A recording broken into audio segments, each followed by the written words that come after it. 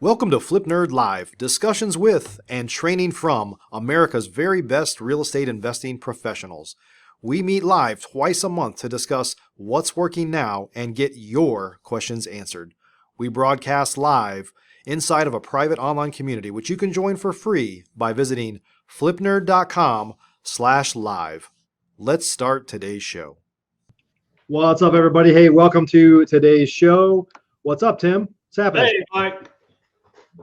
Excited to have you here today. You know, what's funny is, well, you were out of the room when I had, at the last Investor Fuel, I was talking about content. I was giving a presentation on content and podcasts and kind of playing the long game, like the value of doing stuff over a long period of time. And I used you as an example, and there were a couple people in the room that you were like podcast number 5 on Flip Nerd, which, by the way, I think it's December 23rd, something coming up right around Christmas time will be our kind of 9-year anniversary of doing the podcast. Hard to believe it's been that long. 10 years is a long time for guys like us. But yeah, so have you ever been on, you were on with Dylan. Have you been on with me another time? Yeah, I think when we started B2R, we did it. Okay. So anyway, it's been 9 years and over 1,500 podcast episodes, and you were number 5. So anyway, glad to have you back. Not that I haven't seen you since then. We see each other all the time, but glad you're here. Classifies me as an OG, Mike. Yeah. You know, what's funny is I say this all the time. I used to, because I've always been, and you have too, we're always really big into our networks and events and stuff like that. And I used to be like the young guy that didn't know anything in the room. And now I'm like this, now I feel like Yoda. I'm like this, got some wisdom apparently that some people seek out. And so I know you're the same way. So anyway, you got a couple of old dudes here talking today. Yeah, it's amazing how much you forget that you know, and how much you remember you've been through when you force yourself to do it. Some of it is, I think, we're just more highly opinionated now, so we got opinions on a bunch of stuff, and then also you're just real decisive now, right? It's like you used to like, oh, let me think about that a little bit. It's like I don't have time to think about it. Do this. Yeah, I mean that's a huge part of it, right? I mean it's the reason I admire you so much. You're able to mentor and train and herd cats. And I can't hardly, like, if someone asks my opinion and I give it to them and they start to even want to discuss it, I'm getting so old now. It's just kind of like, oh, all right. And I just walk off. It's like, you asked my opinion. You didn't ask to talk to me about your opinion. Yeah. But that's what you guys are going to get today. We're going to be talking about opinions and experience from guys that have done a lot of deals over the years. But most importantly, we're going to talk about kind of investing through market cycles. And I know there's a lot of folks that we've all seen people that do really well and they're nowhere to be found now because the market shifted and they don't know how to shift. Or we've all known people that did well in a different market cycle and they got knocked out of the game. And I think real estate investing is one of those businesses where you can make a lot of money in up and down cycles, but you just have to know what you're doing. You have to pivot. You have to do things a little bit differently. And that's what we're going to be talking about today. So a couple of housekeeping things for you guys. We want this to be interactive. If you're watching this live, by the way, thank you for being here. Chat in, just chat in what some of your questions are about maybe some of the things you're seeing right now. We can talk about those things a little bit, and we'll talk through the whole period, whether you share any questions or not. So it'd be great if you could share some questions you might have that we can tackle.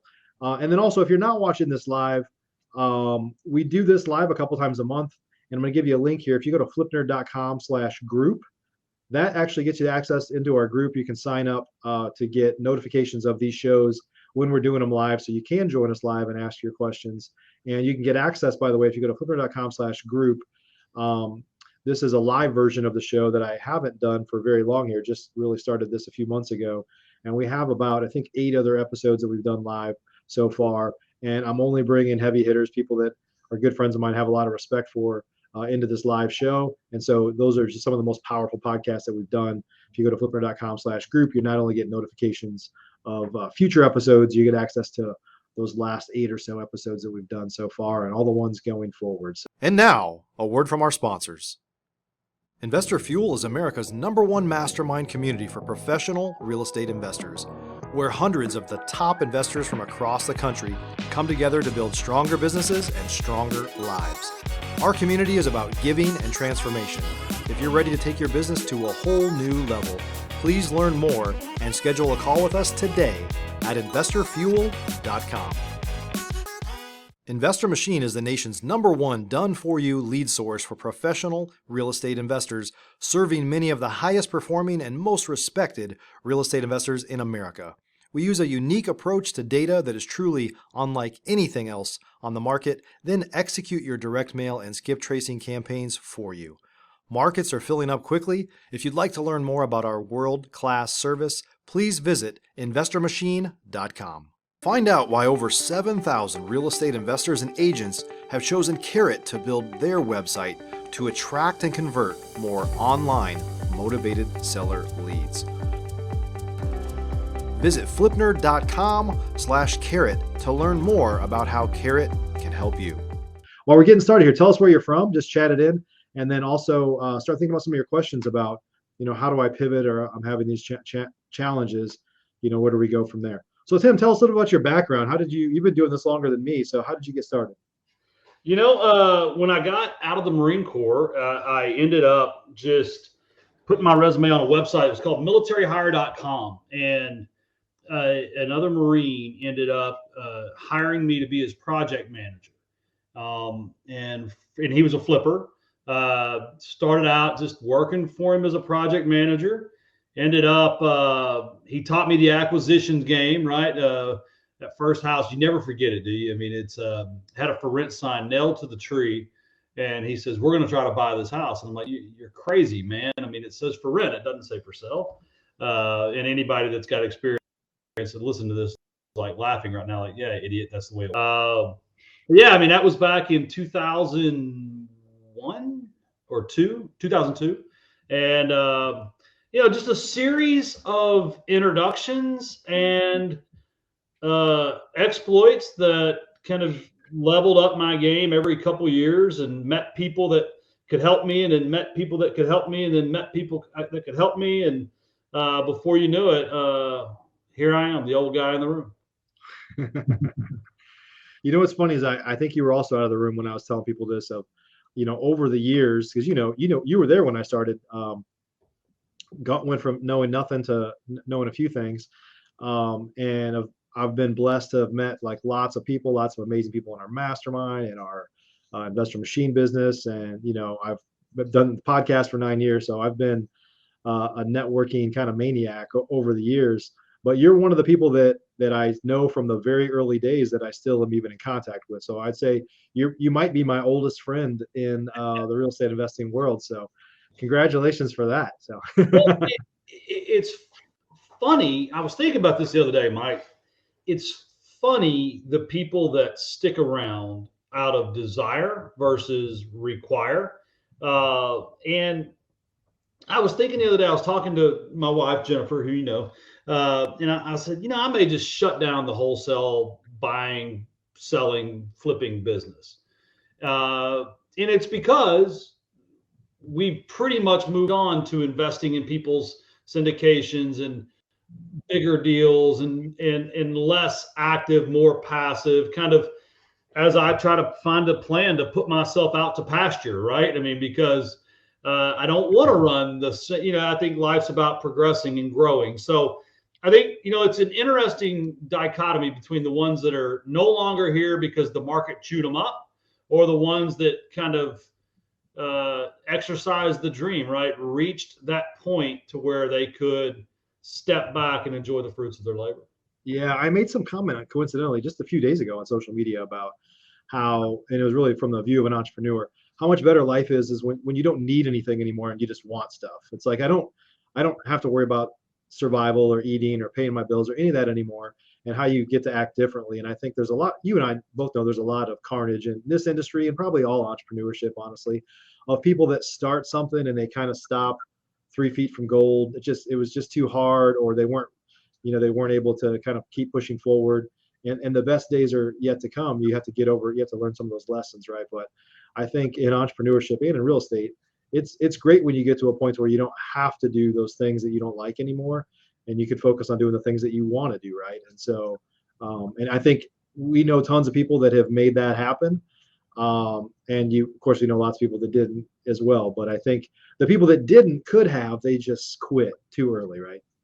Well, it was interesting. I actually was re-listening to the podcast you did with me on our uncontested investing show, and one of the things you said this phrase. It said "feed the machine," right?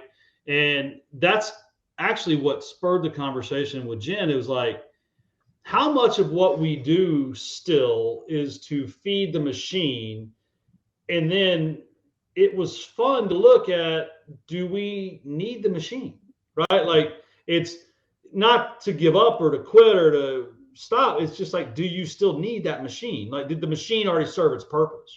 Right, right. Yeah. Well, so we're going to talk about making money in different market cycles, and I don't think, it's funny. I saw somebody post something today, and they made a comment that we're going back to normal. This is not a crash. Like, if Right. anything, we're kind of getting back to more normal times. And if you just started real estate investing the past few years, it hasn't been normal, right?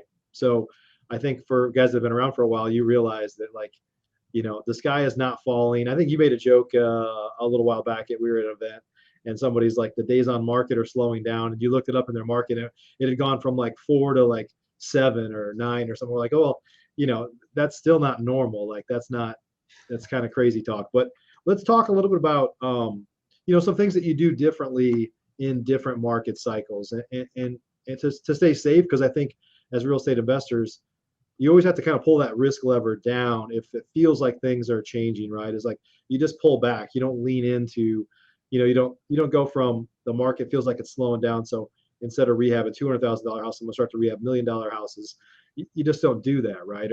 And so an important part of that is just evaluating comps a little bit differently if the market is starting to slow. So what do you do differently in a market that feels like it's slowing down from a comp standpoint? Our good friend Casey Smith was on the show, on our show this week, and she one of her quotes was, "Bad habits are formed in good times." And I Yeah. think when I really look through all the different periods of my 20-year career, in these times where things, I hate to say even get more difficult, because this really, in retrospect, is not that hard. When things change, when the market moves with you or against you, I think refocusing on your processes and procedures, refocusing on the reason behind the skill, and the way it's kind of the textbook way, tends to protect you. It tends to iron out any of those bad habits. I mean, let's face it, Mike. We sit here today, August 24th, 2022. Uh, this market is still, and when I say this market, I mean the entire United States median home price. We're still 10% above last year, which puts us 25% above 2020, which puts us over 40% above 2019. It's Yeah. just insane. And the last couple of years, if you wanted to buy a house that you were going to fix and flip, you could do a horrible job and take 5 times too long and make more profit than you plan to. Right. Like, it just, the market's been moving ahead of us and erasing our sins, right? Yeah. And now we're in a market where your comps, right? You need 3 sold comps, not just one comp that you can like add 10% onto, right? You need to make sure it's actually a comparable property, right? Instead of just a property. Uh, I think it's just we're being forced back into levels of discipline that we haven't had to have for the last 24 months, and it makes us a little uncomfortable. Yeah. That is true though. Just go back to basics, go back to the fundamentals. Like, you can't keep moving the way, like, the rate increases are not going to continue at the rate they have, right? So I know there's some guys that I hear a lot of people at the last Investor Fuel meeting, a lot of people were talking about what they're doing to mitigate risk. And you hear everybody does things differently, but they're all trying to get to the same thing. Is like they're using 2020 comps, or they're taking 10% off of the current market values just in case things slide. And kind of basically just trying to be more conservative and not assuming that the houses that sold in the last quarter are that you're going to still be at that same level, right? Yeah, and I think it's one of those things you just have to understand. Like, the location portion of real estate is one of those things you just can't ignore. I mean, there are markets. Make no mistake, there are zip codes in the United States where houses are selling for less than they were this time last year. Sure. It's a mathematical fact. And I think we were talking about it last week at Investor Fuel, or 2 weeks ago now. I lose track. You can't let worst case and broad generalities influence your overall opinion of the health of the real estate market. Right. And as a nationwide lender, we experience this all the time.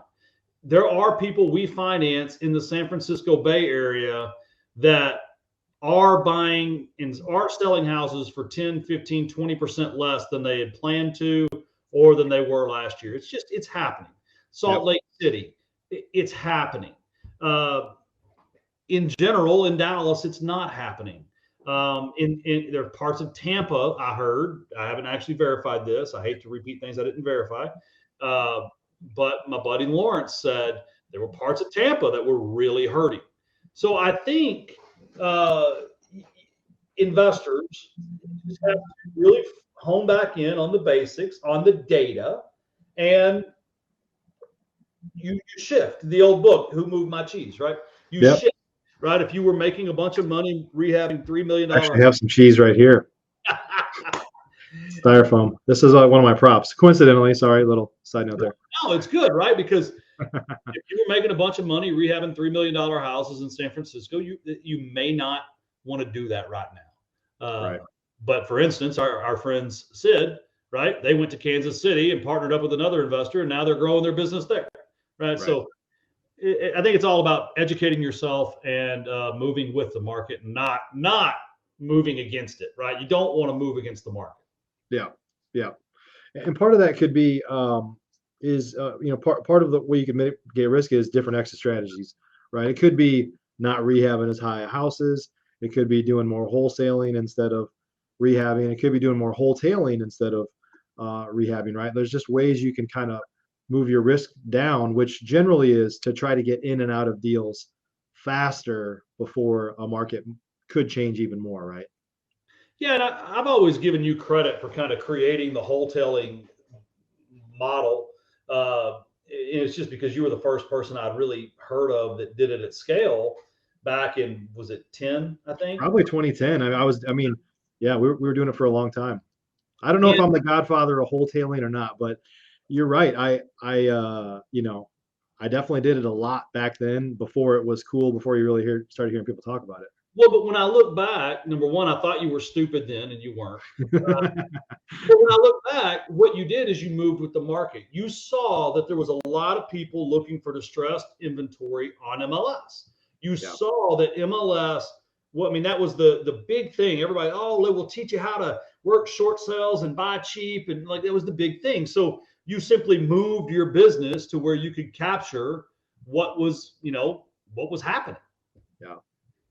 Yeah, I had this realization of, and we'll come back to this in a second, because I think the wholesale model, even in a hot market, has worked particularly well too, because there's constrained inventory. So you just have to take something that's not perfect. But I just had this realization of, there was this general belief of if you could get a homeowner to buy a distressed property that was super in need of repair, and there was just this general belief of, even if it was somebody that was going to buy it and fix it up themselves, that they were probably going to do the work themselves, and they'd pay more than we thought was reasonable because they're going to do the work themselves, and they're not really thinking of the value of their time for the labor, right? And for guys like you and me, I'm like, hey, 60% of my rehab cost is labor. And so if you eliminate that and all they're doing is look at the material cost, then they'll pay more, right? And then it kind of hit me of we're in the same market here, Dallas Fort Worth. There's outlet malls everywhere, and I'm like, Americans always want a deal, and it was just this realization of Americans always want deals. And so even if you have to move in and fix it up yourself, and a couple times I had houses that we would totally rehab, and the day that we close, they're in there tearing the brand new carpet out because they wanted something else. And I'm like, you know what? I think there's just a model for people that want to do the work themselves, either because they can't afford to do it any other way, or we're rehabbing them and we think they're awesome, but they didn't really want it that way anyway. They just like that it's new, but they're going to rip it out and do something themselves anyway. And so, anyway, it was an interesting time to just realize that sometimes if people really want to be in a neighborhood, they'll take something that is not exactly what they wanted, but it's all they could get, right? Well, and even as a lender, you know, at RCN Capital, we always look at the as is value. Yeah, And many times investors think of the as is value of what they want to pay for it, when really the as is value is the value of the property in its current condition.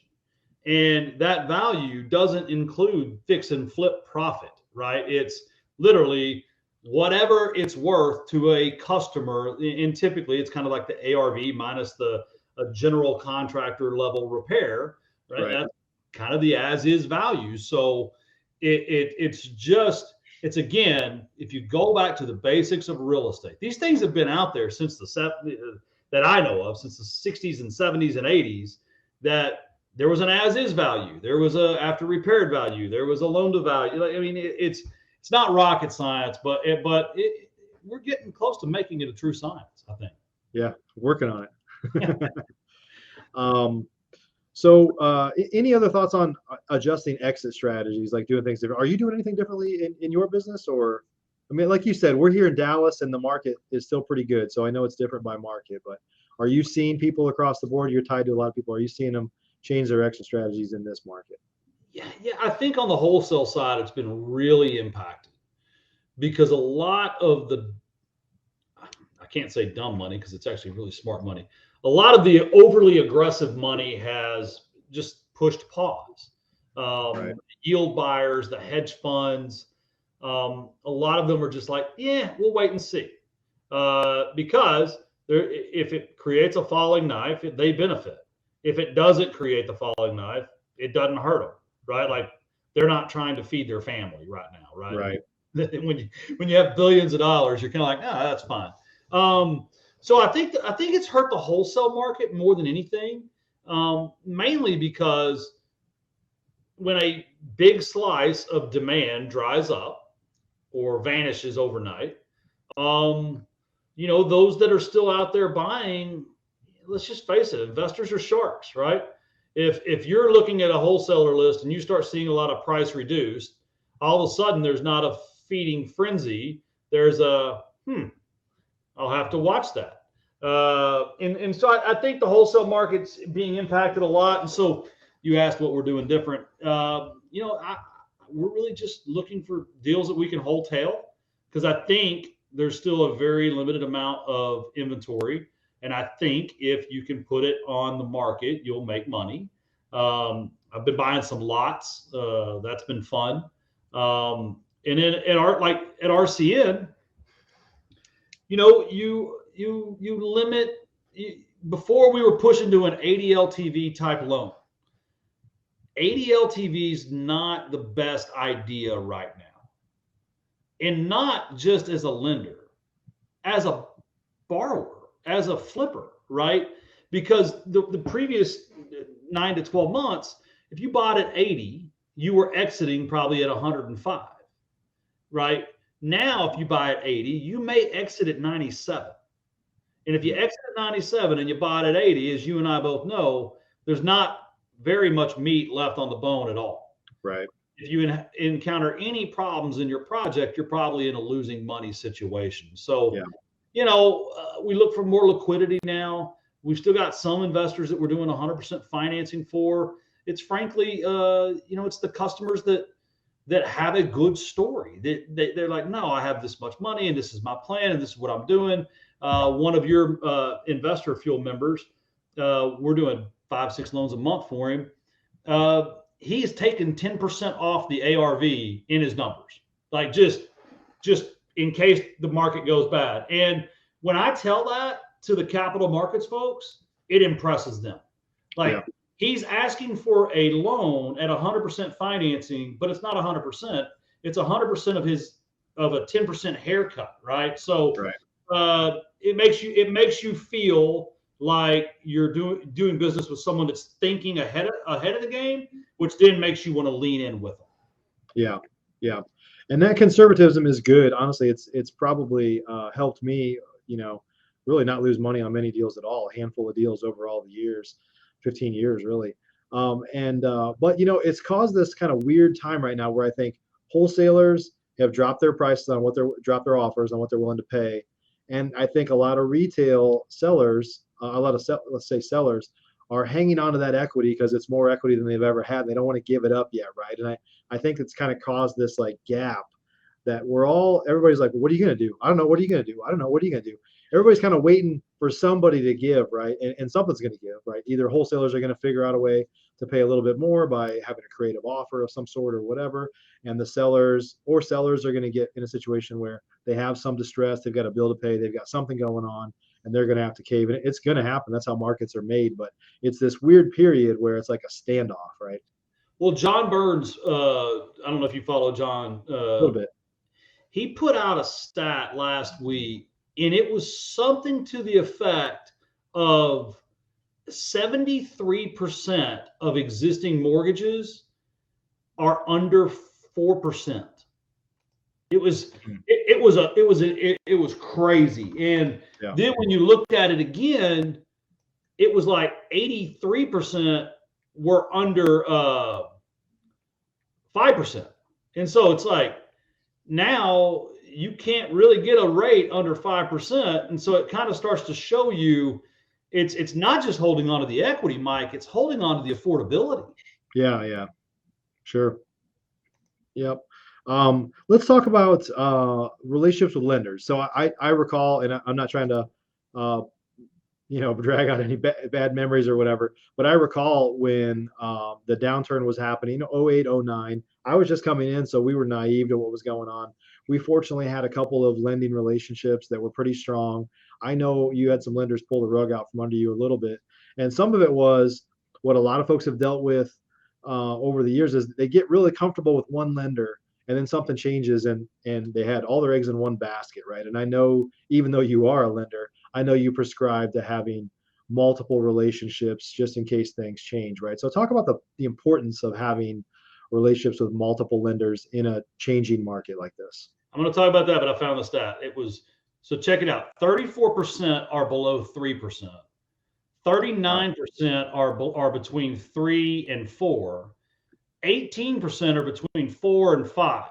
So when you add it all up, it was 90% are below 5 of existing mortgages. Like, it's insane.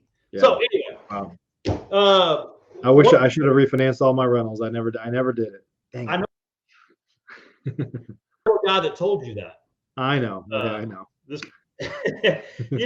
Mike, the thing about lenders, I'm going to quote the great late Fred Burley. And most people listening have no idea who Fred is. Fred was one of basically the money people that helped Ken D'Angelo start Homevestors back in the 90s. Fred called me in 2007 and said, "Hey, Tim, Jefferson Bank would like to meet with you. They're looking to loan money for more investors." And I told Fred, I said, "No, Fred, I'm good. I've got enough banks." And Fred said to me something that I now repeat as often as I can. He said, "Boy, you never know when a bank's going to tell you to go to hell." And then he went on to tell me I better meet with Lane over at Jefferson. And I said, "Yes, sir." Well, fast forward to April 08, I had a line of credit called due at First Bank of Canyon Creek, which is no longer in business. They'd been bought out. And the line of credit was called due because most people don't understand in a lot of bank financing, in the paragraph that says that their rate can renew and adjust, there's also a little sentence that says this note may also be called due in full.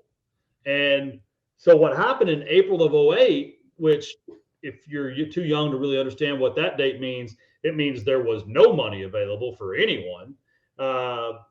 They called and said, "Hey, Tim, thanks for never missing a payment. Thanks for having all of your houses rented. You have 30 days to pay off the line." Right? It's like, "Oh, you're welcome." And what I found out is the people that were behind, the people that were struggling, the people had vacancies, they all got workouts.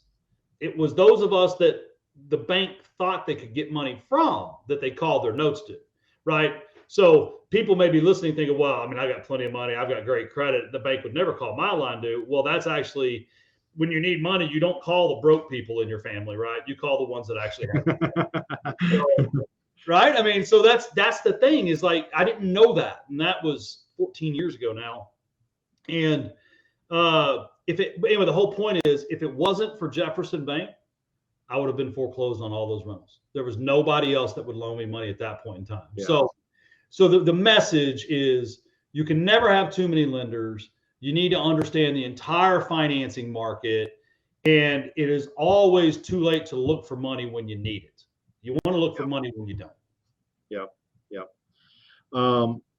Let's talk a little bit about in terms of kind of riding out these cycles. I think it's critical. Obviously, I'm biased because I run, one of the best masterminds in the country, but just the importance of surrounding yourself with the right people, right? I think there's a lot of reasons that we've always said that masterminds or coaching or different groups are very powerful to get you to the next level. But I think in a changing market, I'm gonna say downturn because it hasn't really been a downturn, right? But just a changing market of being able to get in the right room with people and talk about what are you seeing, what's going on here. And you've been doing this for a long time. Like how important is it to surround yourself with the right people that can probably one make you feel a little more confident than you might be on your own if you're on an island and you're kind of wondering what the heck's going on. But two, start to talk about tactics and tricks and whatever it takes to kind of not just survive but thrive during a challenging time. I think the reason that there's that old cliche, there's no such thing as a stupid question, is because everybody learns and absorbs information in different ways.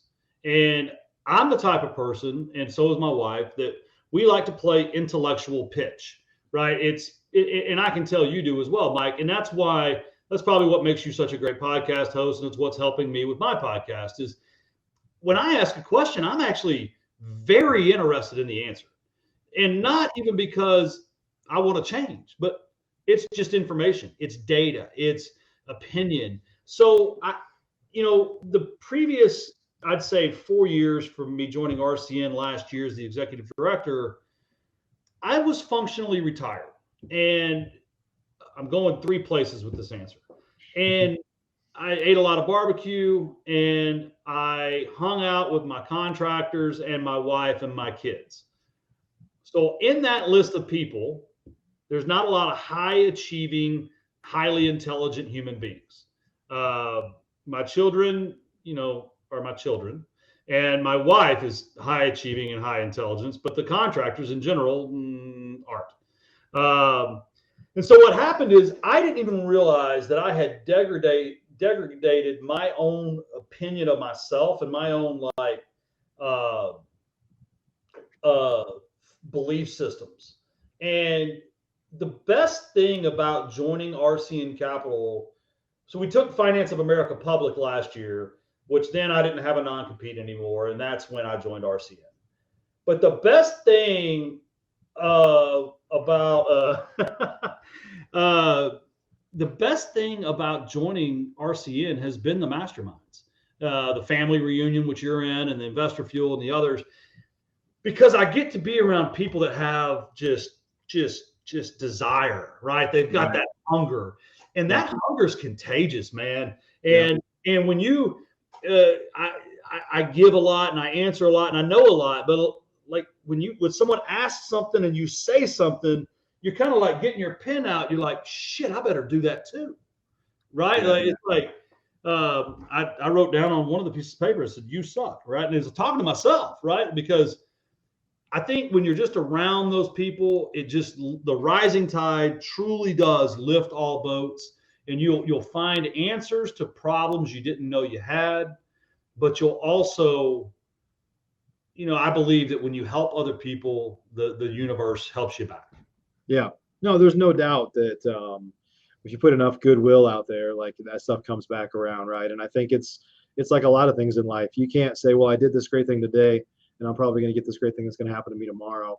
It's just like, if you're kind of laying bricks and building a brick wall, it just builds up over time to where it's something substantial that'll help you in your business. And I think, it's the whole foundation of Investor Fuel, that you're a part of is to just give, like just give, share in any way you can.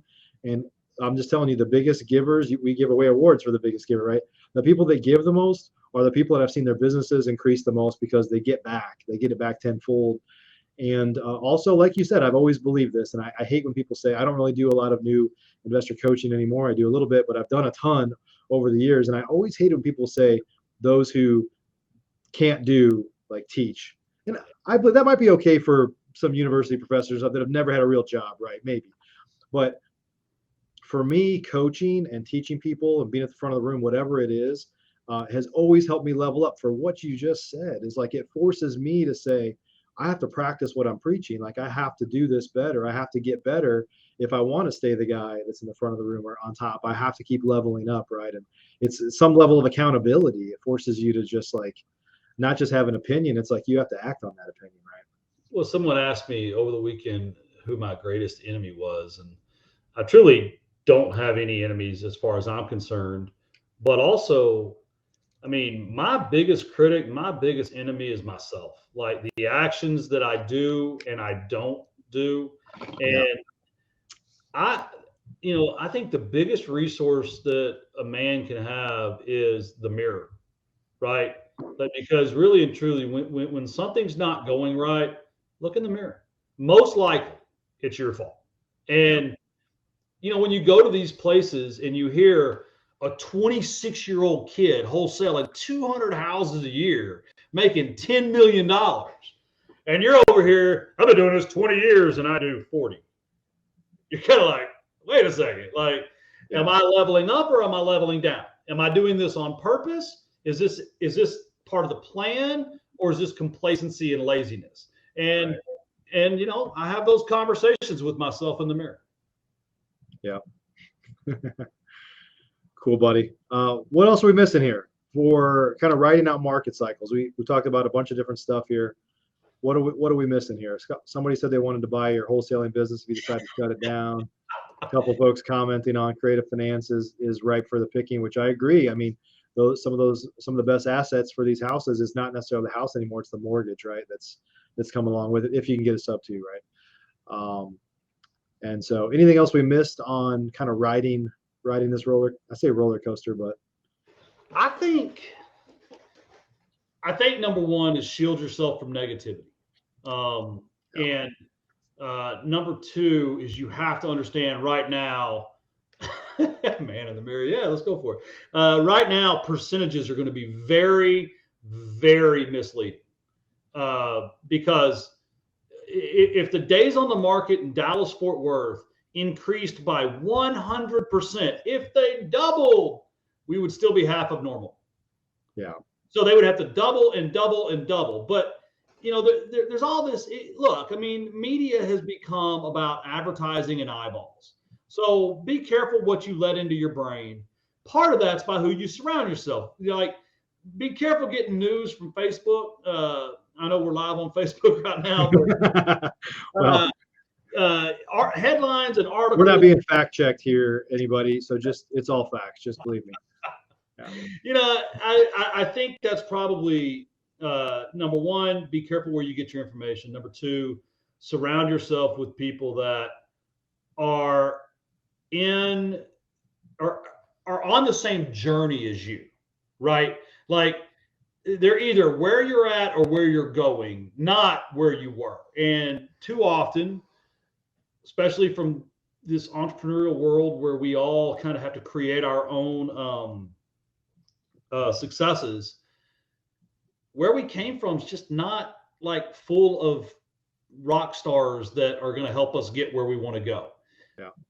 And it's not bad. You're not being condescending or elitist because you want to do better for your children or your family or frankly, I can't ever help my parents if I needed to or wanted to if I don't take care of my business, right? Yep.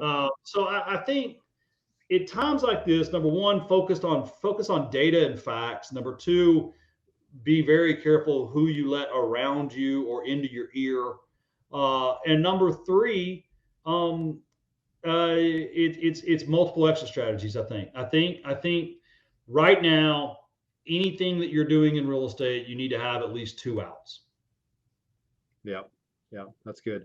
And I think, you know what's interesting to me, I think I said this, I might have said this on your podcast a while back when I was on there, but I believe this. There's always people that, like, you think the market is hard, doesn't really work the way it used to anymore, and then some young buck will come up and just like come out of nowhere and they're just crushing it, right? And the thing is, and I was that guy one time. Like, you Yeah. thought I was crazy when I was coming in, and I didn't know what I didn't know, but we still did really well, right? And I think for us that have been around for a while, so I'm talking to two people here, the younger folks that are getting started and coming up, like, don't listen to anybody that's telling you that this doesn't work in the new market or wherever we're going, because it does. There's still people that need houses. There's still people that get, are going through difficult times, death, divorce, problem rentals, whatever, that are going to be willing to sell their house at a discount just because of convenience, not necessarily, to take advantage of those folks. They've gotten themselves in that problem. You might be able to help them through it. So I'm talking to the young folks that are coming up that are like, don't listen to what the naysayers say, because they're just could be old curmudgeons. And then on the old curmudgeon side, it's like, learn from these young bucks of like, how did they come in? And it was just really what was between their ears, right? That said, yeah, the cheese has moved, but I'm going to go find it, right? And so it's to learn from these people. One way you do that is obviously by surrounding yourself with them, but also not having these preconceived notions about, here's how it used to work and it just doesn't work like that anymore. You're right, it doesn't work like that anymore, but you have to change if you want to just not just survive but thrive, right? And I think, there's this amazing concept that used to be taught in the public schools called math. Um, and, and, and math is just the backbone of making money in real estate investing, and probably a lot in finance for sure. And so there's a mathematical solution for every problem, as long as you're willing to do the calculations, right? So if Oscar the owner owes Larry the lender $1 million and the house is only worth 900,000, but it's a 2% interest rate, and you pencil it out and you can cash flow $200 or $300 a month, and everybody's on the same page, like, that could be a great investment. Yeah. Could be a horrible one. It's going to depend on your own math, right? Mike is so rich, he only wants a 25% return if he's going to spend his money, right? Whereas someone else may be looking at nominal dollars, not percent ROI. And so I think you got to learn how to do your own math and run your own race. But then the biggest caution is when the math doesn't add up, like when you're building that spreadsheet and you're able to tell that deal doesn't work, don't try to change the numbers. Don't change the inputs, right? You can change the formula you're running, but don't change the inputs. Don't lie to yourself. And then the last piece of advice on that topic is, you cannot rehab your way out of a bad buy. Yeah. One of the ways I've seen the most investors go bankrupt in the 20 years I've been doing this is the ones that know they effed up and then overfix the house or keep it for a year. It will not only drain you financially, it will drain you emotionally. You will wake up every day upset and not focused. And then when the good opportunity comes, you're going to have a crappy attitude and you're not going to seize the day. Yeah. That's a good one. I've seen that a lot too. And I think that could be happening a fair bit now, of people that are primarily wholesalers, and they might have overpaid a little bit for it, I guess, given the market. Depends on what market you're in, right? And they can't make what they want on it. So like, I'm just going to rehab it. And if somebody else didn't want it at those numbers, why would you double down on that, right? It's just, you shouldn't do that. So when I look at all the toxic rental properties I had to sell in 9, 10, and 11, and 12, and 13, and 14 that I had kept from before the crash, they were exactly that, Mike. They were the houses no one else wanted, right? They were the houses that were on MLS for 120 days. Yes, that used to be a thing. And nobody bought them, and money was easy, and we would just refinance it and keep it, refinance it and keep it. And that's the other thing. Don't keep the house no one wants. If you're going to be keep your dogs. Yeah, I mean, if you're going to be in this, that investment should be the house that everyone wants. Yeah. Yeah, you and I know, again, I won't say any names here, that high volume guy here that, tried to wholesale everything. And if it didn't work, he would either I'll just rehab it or just keep it as a rental. And so you're keeping your crap or you're trying to rehab your crap. And that's just not a good model for sure. Awesome. Well, guys, thanks for joining us today. We got a few more minutes left here. A couple things. One, thanks for all of you that have been joining us live here. If you're not live, or if you are live and you don't know how you got here, to make sure that you find out how to get us next time, and you can join us live for the whole show to get some notifications up front and to get access to all the other shows that we've recorded here recently. Go to flipnerd.com/group, flipnerd.com/group to register, and we'll let you know when the next episode is, and we'll give you access to the previous episodes as well. And before we go, Tim, how do folks, obviously you've done a lot of in real estate investing in the Dallas-Fort Worth market and now a big part of RCN Capital. If folks want to connect with you in any way, you've got podcasts and lending and all sorts of other stuff. Where should they go? Yeah, I mean, if you can figure out how to spell my name, I'm on all the social media channels. Right here on the screen. If you can't copy that down, then God help you. All the social media channels, I'm just at Tim Herriage. If you Google Tim Herriage, you'll find thousands of articles and videos and blogs I've done over the years. I have a daily podcast, the Real Investing Podcast, where I answer people's questions. That's been really fun to do, Mike. Yeah.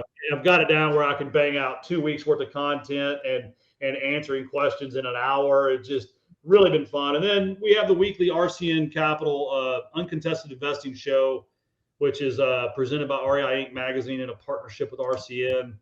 And, if you are an investor out there and you're not in touch with RCN, you need to get in touch with us. Even if you're happy with your loan sources, look, it doesn't take much in this type of unstable economy, unstable capital markets interest environment. One wrong move can tank a lender. Sure. In April, a guy from a company, I won't talk the company, was a bit of a cocky a-hole to me at a conference. I was like, how can we work together? Because that's my question always, Mike. How can we work together? Right? And he's like, we do our own securitizations, and you guys could never do. He's kind of rude. Well, they're out of business now, literally between April and now, because they did so many loans at the wrong structure. They didn't move ahead of the market, that the market crushed them. Yeah. Like hundreds of millions of dollars crushed them. Yeah. So yeah, I mean, get to know us, get to know me, follow me, friend me, be my buddy, and we'll get people to talk to you that are much smarter than me about financing real estate investors. Awesome. Good stuff.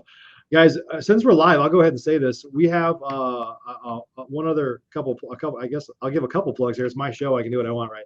Is next week, literally next week, August 31st through September 1st, we have $1 Million Meeting. The last time I looked, we had like 6 seats left. So if you go to milliondollarmeeting.co, you can get one of the last couple tickets that are there. It's an amazing event. It's the best event of the year as far as I'm concerned. I'm biased, but I'm just telling you, it's a great event. We've got like 22 speakers. Tim's actually one of them.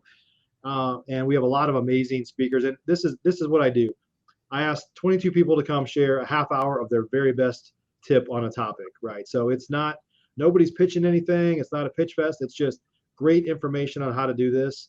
And then if you're a VIP ticket holder, we have dinners both nights. And it's really just amazing. Honestly, I need to charge way more for it. But it's a great event. milliondollarmeeting.co is how you learn about that. And then while Tim's here, Tim's also in my mastermind. Tim, Investor Fuel's been going on for 5 years. And I remember there were times, you've only been in for less than a year even, right? So we've been friends for a long time. And actually for a while, when you were just an investor, you weren't with RCN, we were full in Dallas, right? You were like, how am I going to get into this thing? I'm like, sorry, I can't let you in. Yeah. But I'm glad you're here now. And honestly, guys, we have just an amazing family of real estate investors that come together and kind of do life together, really help lift each other up in our businesses and build better lives together. So if you go to investorfuel.com, you can learn more. And our next meeting is honestly just right around the corner. So Tim, thanks for joining us today, buddy. Mike, thanks for having me, bud. We'll see you soon. Good to see you, everybody. Again, go to flipnerd.com/group to learn about our next show and our past shows. And until then, we'll see you on the next episode. Thanks for joining me on today's Flip Nerd Live. To get access to our upcoming interviews with experts and get your questions answered and join our free online community, please visit flipnerd.com/live. Thanks again to our sponsors. Investor Fuel is America's #1 mastermind community for professional real estate investors, where hundreds of the top investors from across the country come together to build stronger businesses and stronger lives. Our community is about giving and transformation. If you're ready to take your business to a whole new level, please learn more and schedule a call with us today at investorfuel.com. Investor Machine is the nation's #1 done-for-you lead source for professional real estate investors, serving many of the highest performing and most respected real estate investors in America. We use a unique approach to data that is truly unlike anything else on the market, then execute your direct mail and skip tracing campaigns for you. Markets are filling up quickly. If you'd like to learn more about our world-class service, please visit investormachine.com. Find out why over 7,000 real estate investors and agents have chosen Carrot to build their website to attract and convert more online motivated seller leads. Visit flipnerd.com/carrot to learn more about how Carrot can help you. We look forward to seeing you on the next Flip Nerd Live Real Estate Investor Training. Please make sure to join our free community so you can join us live at flipnerd.com/live.